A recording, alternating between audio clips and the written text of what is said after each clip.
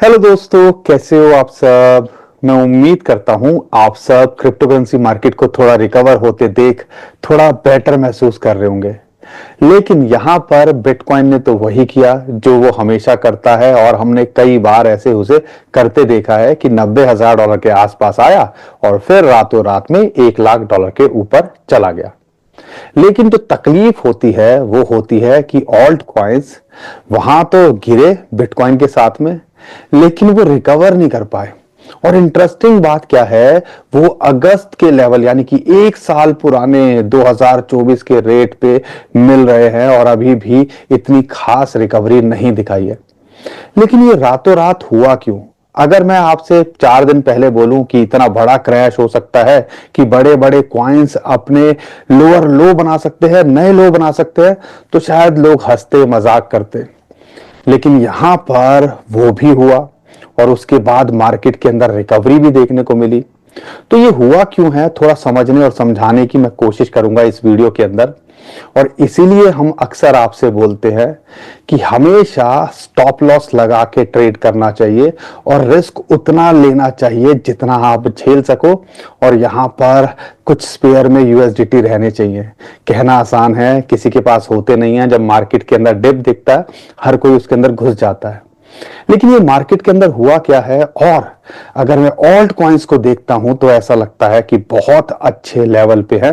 और 2024 जब मार्केट ने एक पीक लगाना शुरू किया था, एक रन दिखाना शुरू किया था, वहीं आ गए हैं। लेकिन इन शॉर्ट ऐसा लगता है, बिटकॉइन हो या क्रिप्टो करेंसी मार्केट हो, अभी बहुत कुछ होना बाकी है। पिक्चर अभी बाकी है। तो जो ऑल्ट कॉइन्स की बुल रन की या ऑल सीजन की जो उम्मीदें धूल में मिलने लगी थी, अगर मैं कल की बात करता हूं, परसों की बात करता हूं, तो वो दोबारे से जान आती देखने को मिल रही है। तो ये सारी बात मैं समझाने वाला हूं। स्पॉट में हो तो आपको मैं यही बोलता हूं, कोई सेहत पे असर नहीं पड़ता। देर सवेर में मार्केट रिकवर भी करके दिखाएगी और आने वाले टाइम के अंदर अच्छा भी करते देखने को मिल सकती है। तकलीफ उन लोगों के लिए होती है जो फ्यूचर ट्रेडिंग करते हैं। और मैं जानता हूं, और मैं इतने सारे लोगों को जानता हूं जिनका कल या परसों माल लिक्विडेट हुआ और वो 2x 3x पे भी नहीं बच पाए। इसीलिए हम अक्सर आपसे बोलते हैं फ्यूचर ट्रेडिंग से थोड़ा सा अवॉइड करना चाहिए। लगता है कि यहां पे बहुत पैसा बनाया जा सकता है, लेकिन इतना आसान होता नहीं है। सिर्फ आप पूरा साल लगे रहते हो कुछ कमाने में, कुछ कमाने में, और एक ऐसा दिन आता है जो कल या परसों आया है और सब कुछ आपका लेके चला जाता है। और वो जो है भरपाई शायद ही आप कर पाओ। तो ये बड़ा मुश्किल होता है, ये टफ टाइम है जिसको आपको समझने की कोशिश करनी है। लेकिन दोस्तों, सिचुएशन कैसी भी हो, मार्केट बुरे हालात में थी, हमारी हालत भी खस्ता थी, हमारा भी माइंडसेट हिला हुआ था, लेकिन फिर भी हम कोशिश कर रहे थे आपके सामने आए, बातों को रखें, मार्केट के अंदर क्या चल रहा है, और यही बोलते थे और आज भी यही बोल रहे हैं। देर सवेर में मार्केट रिकवर करते देखने को मिलेगी और यहाँ पे वही कुछ अभी हमें होते देखने को मिल रहा है। तो बहुत कुछ है आज बताने समझाने को। वीडियो को हमारे सब्सक्राइब कर लिया करो चैनल को, क्योंकि हम हमेशा हर सिचुएशन में आपका साथ देने की कोशिश करते हैं। और जो है शेयर और लाइक जरूर करिएगा, लेकिन ओवरऑल खेल समझने की कोशिश करना। यहां पे एक बड़ी हाइप बनाई गई कि यूएसए ने टैरिफ लगा दिया, यानी कि टैक्स इंपोज कर दिया है 10% चाइना पे, 25% मैक्सिको और कनाडा के ऊपर। अब उसके लिए रिटेलिएट भी करते दिखी कनाडा के प्राइम मिनिस्टर ने भी, जो ट्रूडर है, उन्होंने बोला हम भी कुछ एक्शन लेंगे। ऐसे ही मैक्सिको की जो है उन्होंने भी रिटेलिएट करने की कोशिश की गई। लेकिन ये सारा कुछ हुआ वीकेंड के अंदर, और वीकेंड के अंदर सब एंटिसिपेट करने लगे कि यूएसए की मार्केट खुलेगी और वहां तो भैया तबाही हो जाएगी। लेकिन इसका कोई डायरेक्टली लेना देना था नहीं बिटकॉइन और क्रिप्टो करेंसी से। लेकिन मैनिपुलेटर्स को मौका मिल गया, ऐसी बड़ी न्यूज जो कि मार्केट को हिला दे, ग्लोबल अनसर्टेनिटी कर दे, और वैसा ही कुछ होता देखने को मिला।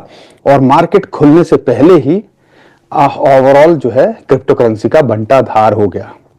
उस लेवल तक गिर गई जो आप शायद सोच भी नहीं सकते थे कि कभी इस रेट पे कई कॉइन्स आ सकते हैं।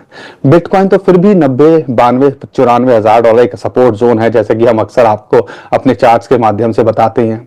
वहां आया, बाउंस बैक कर गया। लेकिन ऑल्ट कॉइन्स, इथेरियम $2,000 पे आ गया। बड़े बड़े कॉइन्स जो है अच्छे लेवल पे टूट गए। वहां पे एक तरफ तो ये लग रहा था कि एंट्री बना ले, दूसरी तरफ लग रहा था डर। लेकिन हमेशा रिएक्शन करने से पहले ओवरऑल ग्राउंड पे क्या चल रहा है उसको देखने की कोशिश करनी चाहिए।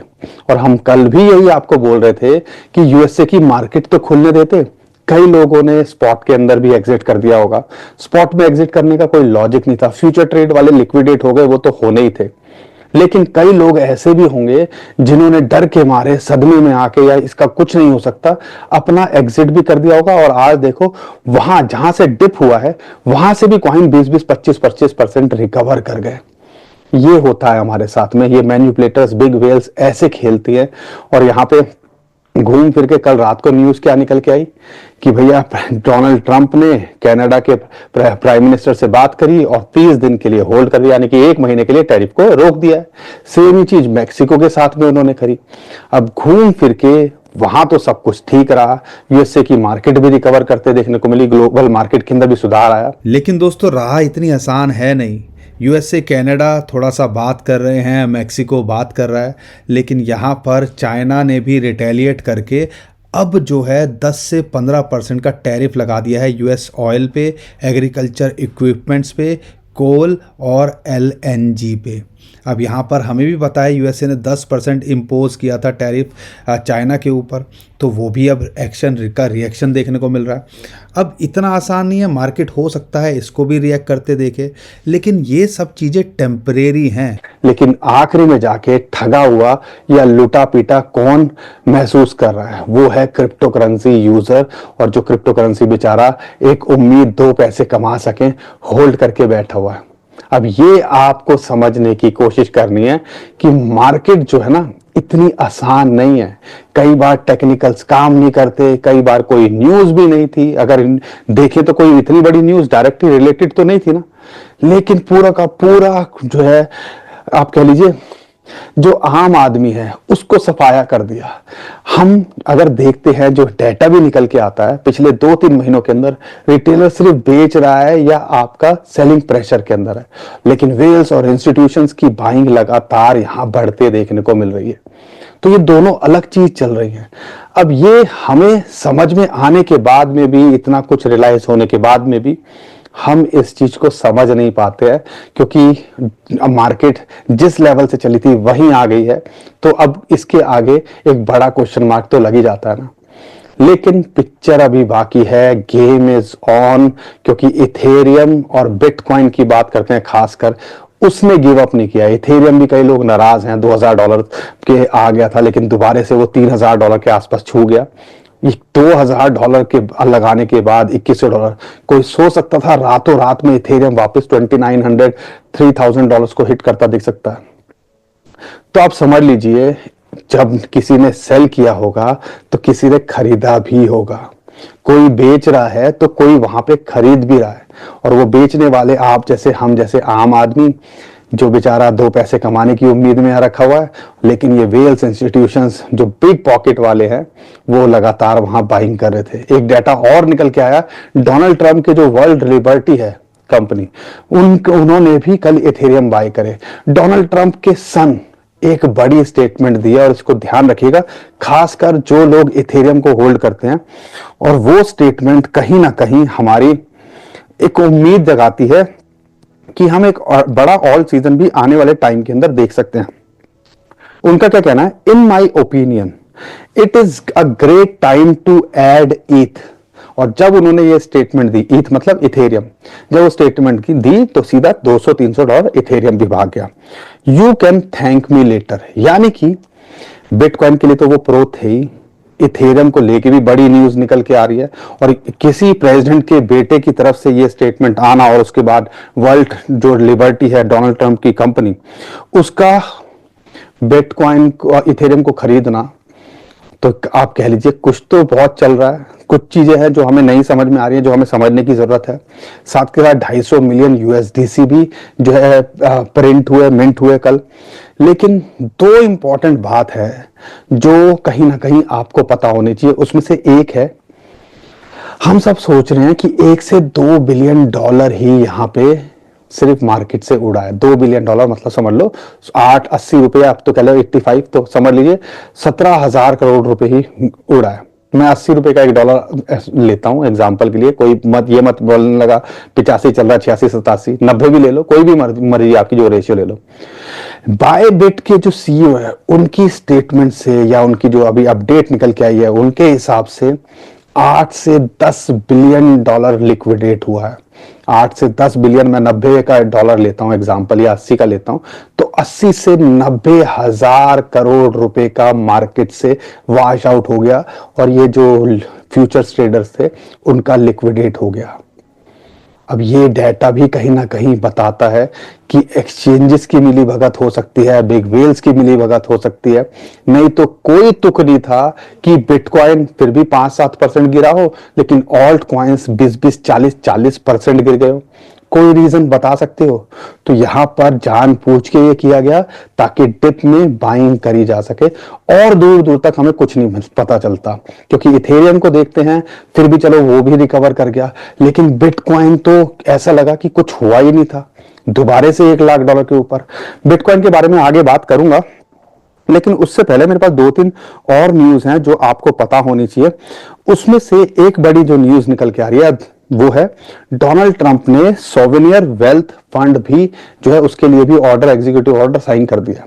अब उसके अंदर वो बॉन्ड्स भी रखेंगे, रियल स्टेट, इंफ्रास्ट्रक्चर, और उम्मीद की जा रही है हो सकता है क्रिप्टो करेंसी का कंटेंट भी उसके अंदर हो। और इसकी न्यूज के बाद में भी बिटकॉइन $1 लाख को पार कर गया था रात के अंदर। इसके अलावा जब भी ग्लोबल अनसर्टेनिटी होती है तो 3 चीजें सबसे ज्यादा भागती हैं, उसमें से 2 चीजें तो ऑलरेडी भाग चुकी है। गोल्ड ने अपना नया ऑल टाइम हाई बना दिया है, मतलब इतिहास के अंदर कल ऐसा दिन था कि गोल्ड ने, जो कि हम कहते हैं दुनिया की सबसे बड़ी डिसेंट्रलाइज करेंसी है, सबसे पुरानी करेंसी में से एक है, उसने अपना ऑल टाइम हाई बना दिया। लिक्विड गोल्ड जिसको हम कहते हैं, जो होता है ऑयल, क्रूड, उसने भी कल जो है ग्रीन में था। तो यहां पर डिजिटल गोल्ड भी $1 लाख तो वापस पहुंच गया है। तो ऐसा नहीं है कि वो भी पीछे है, आने वाले टाइम के अंदर वो भी आपको कमाल करता देखने को मिल सकता है। और फरवरी के डाटा को देखता हूं तो यहाँ पे हिस्ट्री के अंदर शायद 1-2 साल ही ऐसे हुए हैं जब ये नेगेटिव रिटर्न दिया, अदरवाइज ये हमेशा ग्रीन के अंदर रहा है। और ये क्वार्टर ध्यान रखिएगा, one of the biggest quarter होता है, खासकर हाफिंग के अगले साल का क्वार्टर अगर मैं बात करता हूँ, या अगले साल के, या जो अगला हाफिंग के अगला साल होता है वो हमेशा अच्छा करता है। तो ये सब डाटा हमारे पास अवेलेबल है, लेकिन ऐसे झटके आते हैं, दिमाग काम करना बंद कर देता है, दिल की धड़कनें बढ़नी बंद हो जाती है। फ्यूचर का तो मैं कह नहीं सकता, लेकिन स्पॉट में भी कई लोगों ने अपना औने पौने दामों में माल इसी तरह से वजह से निकाल दिया होगा, क्योंकि ये मेंटल पेन लेना बड़ा मुश्किल होता है। अब ये भी तो हमें समझने की कोशिश करनी है ना, लेकिन ये चीजें समझ नहीं आती हैं, और कहना आसान होता है कि यार हम नीचे आएगा तो खरीद लेंगे। कितने लोग कल खरीद पाए होंगे यार, कितने लोगों ने बेच के दोबारा मौके की फायदा उठाया होगा? कमेंट में जरूर बताओ किन लोगों ने यहां पर सेल किया और कौन डिप में बाइंग कर पाए। लेकिन जब ऐसी अपॉर्चुनिटी हो, जब 40-50% कोई कॉइन एक दिन में गिर गया हो, तो वहां तो जिगरा दिखाना ही चाहिए, और दिखाना भी पड़ता। लेकिन वही है, यूएसडीटी नहीं होंगे। लेकिन जिस लेवल पे आज भी है ना ऑल्ट कॉइन्स, तो वो समझ लीजिए अगस्त पिछले साल के लेवल पे है।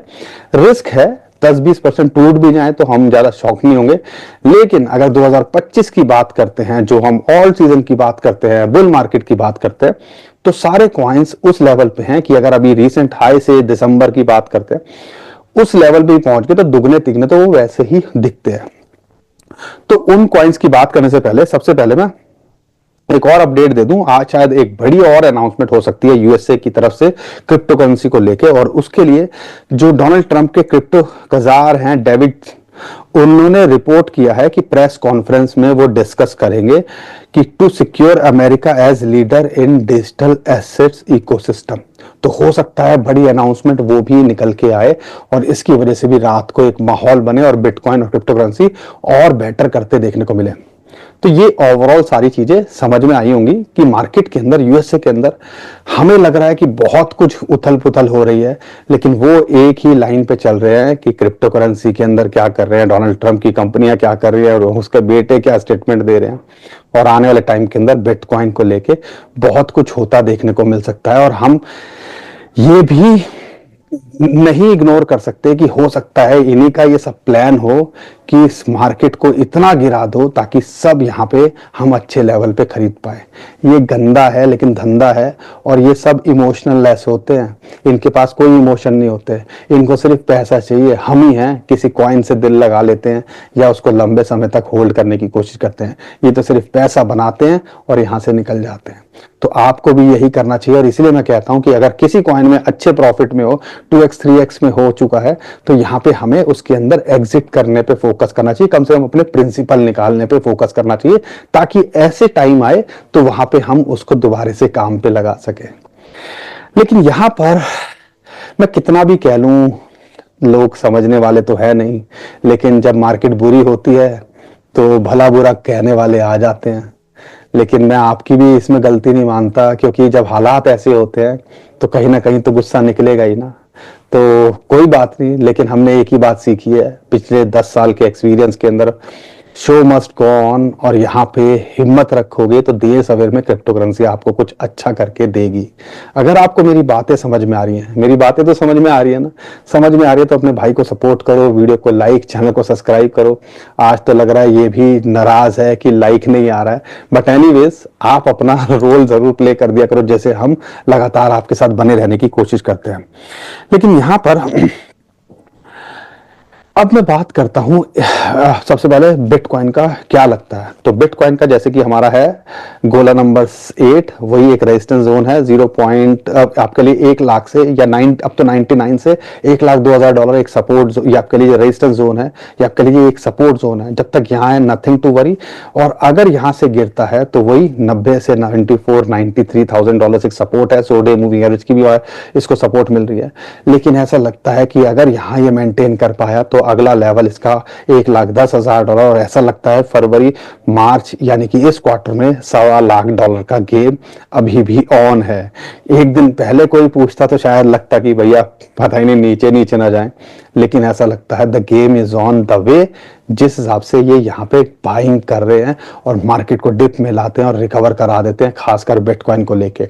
और बिटकॉइन के ETF के अंदर ओवरऑल सेलिंग प्रेशर देखने को मिला। ब्लैक रॉक का डाटा अभी आया नहीं है, लेकिन आएगा तो आपको स्क्रीन पे अपडेटेड मिल जाएगा। तो हम उम्मीद करते हैं ब्लैक रॉक ने कल बाइंग करी होगी, नहीं भी करी हो, लेकिन फिर भी मार्केट बाउंस बैक कर गई। तो कहीं ना कहीं ये तो पता चल रहा है इंस्टीट्यूशंस के बाइंग के बिना इतना बड़ा पंप बिटकॉइन वापस नहीं ले सकता।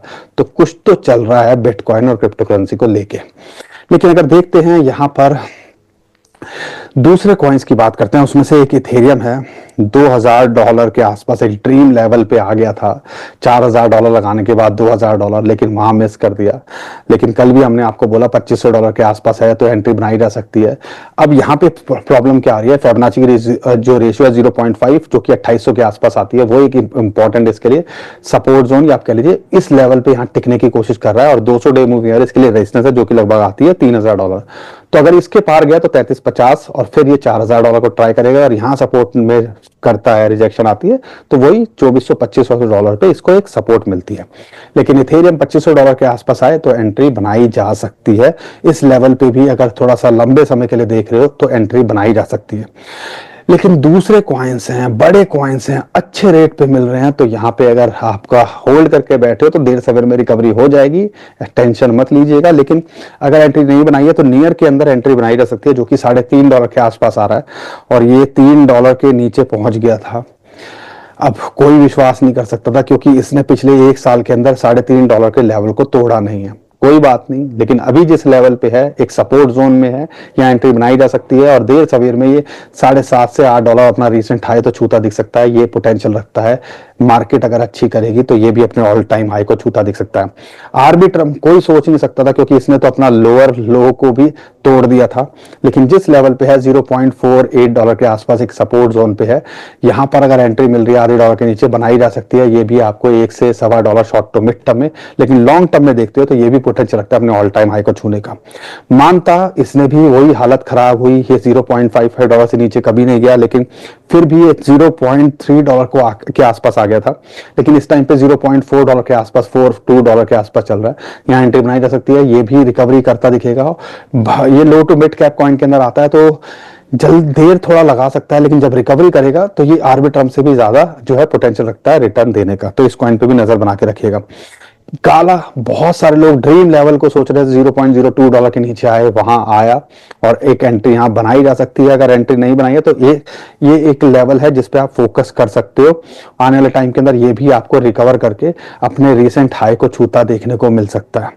लेकिन आखिरी कॉइन है artificial intelligence, big data, fetch.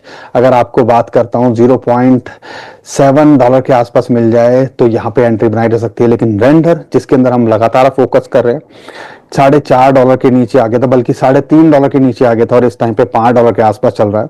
$4.5 पे आ जाए तो एंट्री यहाँ बनाई जा सकती है, एक सपोर्ट जोन यहाँ बनाता है। आने वाले टाइम के अंदर हमें लगता है ये $6.5 से $7 शॉर्ट टू मिड टर्म में कभी भी जाता दिख सकता है, लेकिन ये भी पोटेंशियल रखता है आने वाले टाइम के अंदर और अच्छा करने का।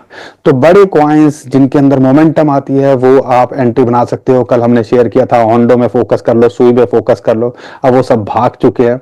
तो ये कॉइन्स है जो अभी भी डिप के अंदर है, जिनके अंदर मौका मिलता है, बनाया जा सकता है। बहुत सारे और कॉइन्स हैं जिन पे आप फोकस कर सकते हो। कोशिश कीजिएगा टॉप 50 टॉप 100 में फोकस करो, लेकिन यहाँ पर अगर आपने कॉइन होल्ड करके रखे हुए, अच्छे कॉइन होल्ड करके रखे हैं, वो भी देर सवेर में आपको अच्छा करते दिखेंगे। दोस्तों, उम्मीद करता हूं हर बार की तरह आपको हमारा कंटेंट अच्छा लगा होगा। वीडियो पसंद आई तो वीडियो को लाइक, चैनल को सब्सक्राइब कीजिए, ट्विटर टेलीग्राम पे हमें फॉलो कर लीजिएगा। नीचे डिस्क्रिप्शन में जो लिंक है उसी से हमें फॉलो कीजिएगा। बहुत सारे स्कैमर हमारे नाम से स्कैम करने की कोशिश कर रहे हैं, उससे भी आप बच पाओगे। अभी के लिए विदा लेता हूं। खुश रहिए, मुस्कुराते रहिए, कमाते रहिए। आपका दोस्त पंकज। थैंक यू, नमस्कार, धन्यवाद।